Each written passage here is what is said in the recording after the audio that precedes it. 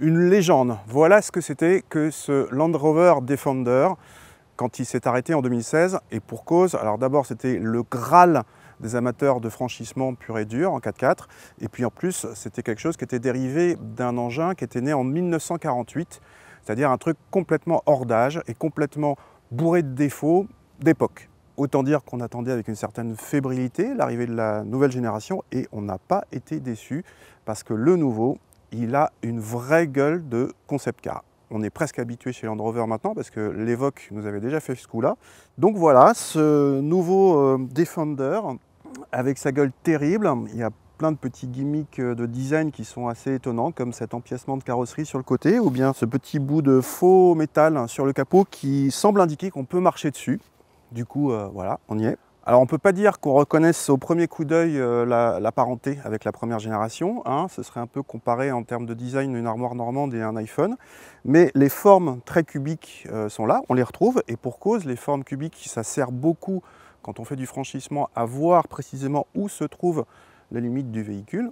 Et justement, ce nouveau Defender reprend tout à fait à son compte la légende de son ancêtre. Il veut lui aussi se poser comme une référence, une des références absolues en termes de franchisseur. En témoignent des chiffres assez étonnants, comme une garde au sol de 29 cm, quand vous avez la suspension pneumatique, qui est en série sur le 110, c'est-à-dire la version longue, ou bien une hauteur de passage de quai possible de 90 cm. 90 cm sans snorkel, c'est énorme.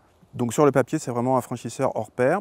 La gamme des motorisations comporte un diesel de 200 et 240 chevaux. Au sens ça, il y a un essence 300 chevaux ou bien un hybride rechargeable de 400 chevaux. On essaye donc ce diesel 240 chevaux en version longue 110 qui est la seule disponible pour l'instant. L'intérieur est un morceau de choix qui alterne modernité et fausse rusticité. Pour la modernité, on trouve un combiné d'instruments numériques, un écran central encore plus précieux que d'habitude, on va voir pourquoi, des monettes physiques à fonctions multiples selon le mode sélectionné. Mais en face, on a plein de vis apparentes pour donner l'impression visuelle de rusticité et donc de solidité, histoire aussi de faire un clin d'œil au possesseur de l'ancien Defender. Au chapitre des fonctions particulières, on note le rétroviseur central qui fonctionne comme un miroir normal ou bien comme un écran relié à l'aileron de requin sur le toit, cela gomme la présence gênante de la roue de secours. Autre caméra cette fois vers l'avant qui permet de voir où on met les roues grâce à un algorithme, comme si on avait un capot transparent, pratique en franchissement.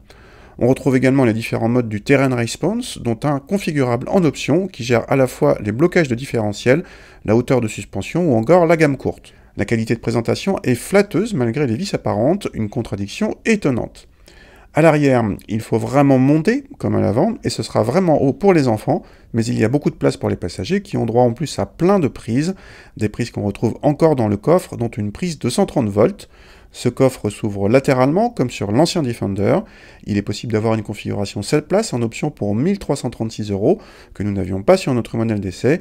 Dans notre configuration, le volume de chargement atteint 533 litres. Avantage, il y a une vraie roue de secours qui n'empiète pas sur le coffre, puisqu'elle est dehors. Au volant de cette nouvelle génération de Defender, si vous venez de l'ancien, on a carrément changé de millénaire. Déjà, la position de conduite. J'ai un volant qui est en face de moi, un pédalier qui est en face de moi, et j'ai pas l'impression que la porte est beaucoup trop près. Donc, on est dans une vraie voiture moderne, enfin.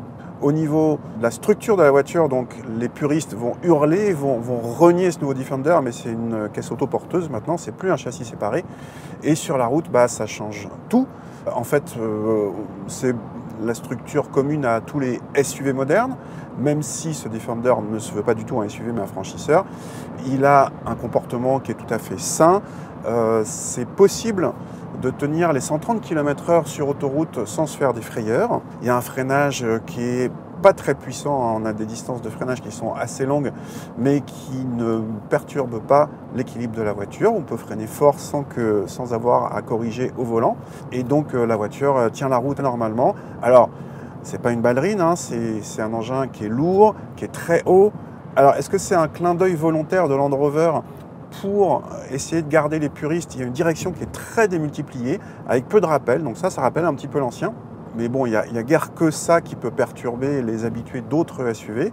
Nous, on a la version diesel 240 chevaux qui suffit largement. On est en moins de 10 secondes pour le 0 à 100. Quasiment tous les Defender précédents étaient on va le dire, poussifs, hein, carrément.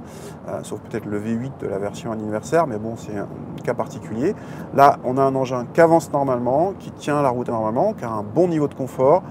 Pour le confort, il y a juste les formes cubiques qui perturbent l'aérodynamisme. Et donc, assez vite sur autoroute, on a beaucoup de bruit d'air. Et sans ça, on est dans un engin moderne, on a changé de millénaire. Et ce, sans renoncer à de très belles aptitudes de franchisseur, le tout avec beaucoup de facilité, même si les puristes trouveront que l'électronique aide trop et que la caisse autoporteuse pose question sur la longévité en cas de franchissement régulier.